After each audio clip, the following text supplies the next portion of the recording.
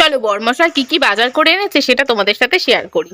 তো এখানে এনেছে 2 প্যাকেট মেরি বিস্কুট। চায়ের সাথে এটা খেতে না আমার ভীষণ ভালো লাগে। তোমাদের কার কার এই মেরি বিস্কুট খেতে ভালো লাগে অবশ্যই কিন্তু আমাকে কমেন্ট করে জানিও। আর এনেছিল মুগ ডাল, নিরামিষের দিনে মুগ ডাল অল্প একটু করে করি।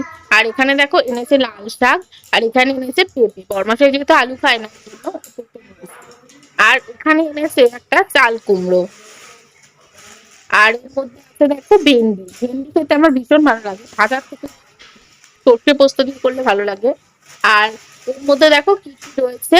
এর মধ্যে প্রথমেই রয়েছে হচ্ছে আদা। আদাটা আমার একটু বেশি লাগে কারণ একটু চায়ের সাথে আমরা আদাটা পছন্দ করি। এখানে রয়েছে বরবটি, আর রয়েছে খুব সুন্দর সুন্দর পটল। এগুলো দেশি পটল না, হাইব্রিড পটল। আর রয়েছে লঙ্কা, কাঁচা লঙ্কাটা তো রান্না করতে এখানে রয়েছে উচ্ছে।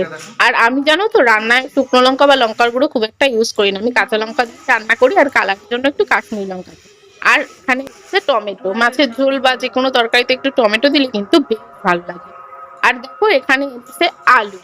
আর এদিকে মাছ নিয়ে এসেছে, এটা হচ্ছে মাছের মাথা, কাতলা মাছের মাথা নিয়ে এসেছে।